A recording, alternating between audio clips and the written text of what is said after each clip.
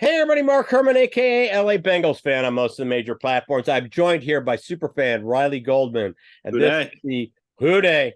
And this is the week 4 recap, which it's hard to be excited about the effort we just saw.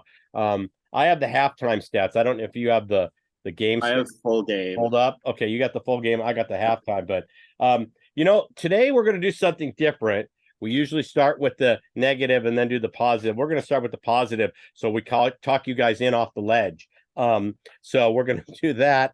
And kudos to the Titans who came in and executed a game plan, and for 3/4 of the game, just manhandled us. I mean, that's just that simple. But we'll get into it. If you don't subscribe, please subscribe. It's all we ask. Just check the subscribe, hit the bell. We do recaps, we do previews on Thursdays, so please subscribe and hit the thumbs up on YouTube for us. It helps us out with the analytics. So my first positive I have is, well, we played a good first quarter. It was probably the best first quarter we played. We had a great first opening drive. We haven't had one of those. We actually had a shot at a touchdown. Didn't make it, but it was a great first drive. And 3-3, this looked like we had talked about on the preview with Jake and Devin. We had talked about this being a brawl, a back alley fight, and that's what it looked like at 3-3. Both teams had scored field goals on their opening possessions. Both teams had second possession punts. So that was a real positive that we had a good first quarter and a good opening drive. Unfortunately, it's a 4-quarter game. So that yeah. It That is. first quarter, we were getting Higgins and Chase involved. Mixon was running well. I was worried having Mixon as our running back one coming into this year with all the offseason drama and everything. But he's looking young. He's looking fresh. He's running really hard. Yeah. Burrow was even scrambling on the second play of the game. I Yeah. figured started looking off like his calf was feeling better, and then the rest of the game happened. No, And well, not the same. they dialed up the pressure. We didn't have an answer. And then I'm going to give the Titans kudos here. They ran really good play calling in the second quarter. Okay. So what they did was they couldn't establish Henry. So they hit a couple long passes, and then they would bring in Henry when we would be in pass formation, and they kind of had us guessing. And it was great play calling, So they hit his head on a couple seam, they hit the tight end for a long one, Hopkins for a long one. And then come back to Henry when we be in pass formations, and they put up 14 quick points on us. And now you're looking at 17-13. And the last 2 minutes, I mean, there was another touchdown. So we said it, or you guys said it on the preview. Vrabel's a great coach. Yeah, he's always going to have a well-coached team, even if the talent isn't there. He figures it out. He always does. It looked good. We weren't stopping the run originally. We stopped the run, and then they broke open the pass game, and then everything else broke. Yeah. And I immediately turned to my daughter and I said, see, that's how the pass sets up the run. There was a play where we had a chance. This was on Cam Taylor Britt. We had a chance to get off the field. It was a 3rd and 16 or something. They completed it to Hopkins. And that was one of those things where, I mean, we could have got the ball back. This was before the first touchdown. Situation of football, we just couldn't get off the field. And then the biggest thing I noticed, and you could comment on this or come in with your own, the biggest thing I noticed, the first drive, we were in 2nd and short we got 2nd and 1, 2nd and 3, 2nd and 2, and then we got away from that. Our second possession, tip ball. Now we're in 2nd and 10, and we could not get back. And like I said, the situation right now, we're not going to be able to come back from huge deficits. So it would have needed an immediate answer at half, which we'll get into. But that this is what it is. Another positive is our punter. We both noted that. We talked about it before we started recording. He finally looked like the punter we thought we had when we put him on the starting lineup. So the punting was better today, and Miles Murphy actually showed up. Granted, one of them was a friendly fire on Britt. That's not his fault. Britt makes the delay, and he comes in and he ends up tagging CTB. But welcome to the 23 season, to our new punter and to Miles Murphy. So other than that, I have no other positives to give you. I mean, there's really nothing else. I've got a couple things that we'll talk about that are negative. that kind of epitomize the game. But I've got a couple notes there. So I have Robin's stats on the game: 5 punts, 257, one touchback with a long of 62. His career long at this point. Finally, yeah, it's oh not been there the last couple weeks. yeah, And granted, I didn't like how many punts we had, but they were well done punts. yeah. No, it's So I'm just looking down here. There was another play where I thought we had a really good chance of putting up a second score. The game's still 3-3. We got the ball. We were in a 1st and 5 at midfield, and we ended up not converting. That's one that would have immediately led to points. It would have just little stuff like that kind of sets the tone. I don't know if you remember, this was in the second quarter, but I mean, literally, they had an offsides on 1st down. So we were sitting in a 1st and 5 and then proceeded to lose 2 yards and have to punt. So, like I said, when they needed to get to Burrow, they did. Now we're going to get into the negative. Are we done with the positive?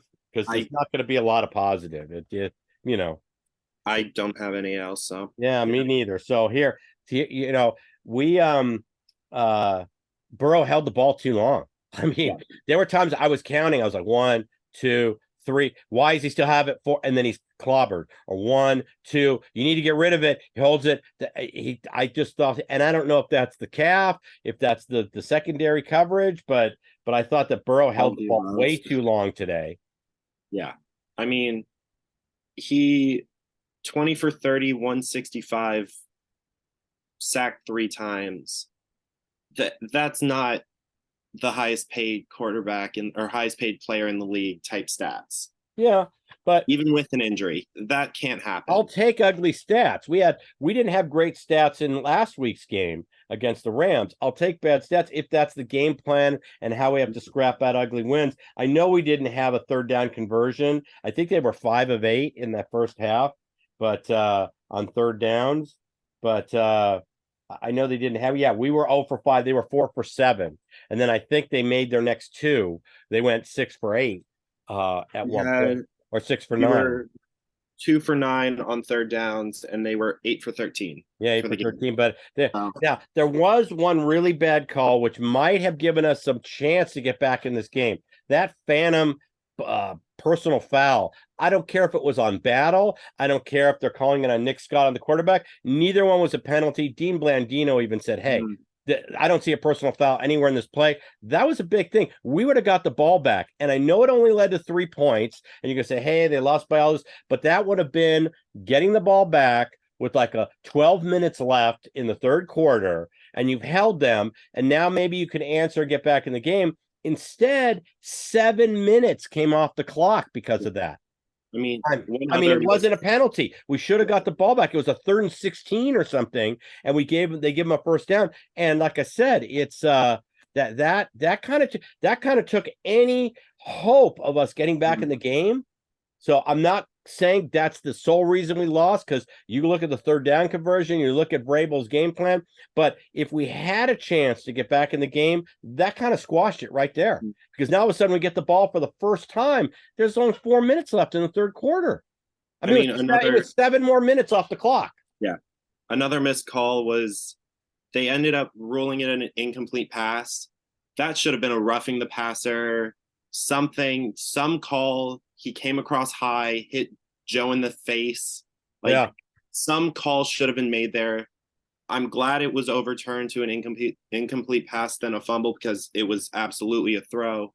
But that should have been a penalty on the hit, and that would have not changed the game, but getting a 1st down there as opposed to I think we didn't get a 1st down on that. No, we ended up punting. It just reversed but if it's a penalty, it moves us up, 15 yards. I think that could have my biggest thing was the 3rd quarter one, the very first opening drive, because like I said, it was 7 minutes of play clock. When you're chasing 21 points, not only does it result in a field goal, but I mean, we come back, we get a score, and it's now all of a sudden we get the 2 point, it's down 13 or we're down 14. We're back in the game. Getting that initial score to come out of the locker room would have been big. I just thought they squashed it. So that was a terrible personal foul call. and then the big negatives, Higgins leaves with the rib injury, CTB leaves with probably a concussion, is what I'm guessing. You saw the head just snap back when Couldn't tell if it was helmet concussion or whiplash, but it's something of the yeah. sort. So, yeah, Our no. And here's my epitome of the game. This is why I'm Titan fans, because we always get trolled by opposing teams. We're giving you your kudos, guys. Vrabel came in with a game plan. You were ready to play. You made the plays to win. We didn't. But the two things that epitomize the game. We set up a really good screen to Mixon, and Karros missed the block.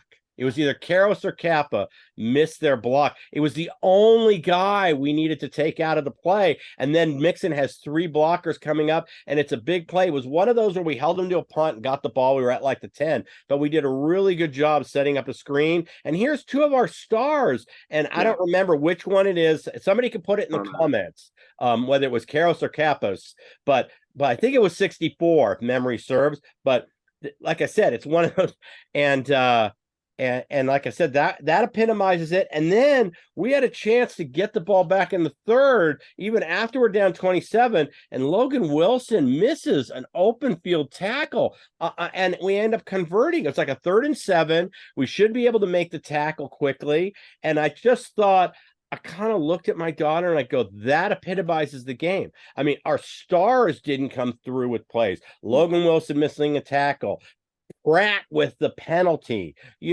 just that kind of was the theme of the day. I mean, it just symbolized the game. So that's really the last thing I have. That, and that our first 3rd down conversion came with 9 minutes left in the game, by the way. 4th quarter, 9 minutes left, our first 3rd down conversion. So I mean, our DBs did nothing today.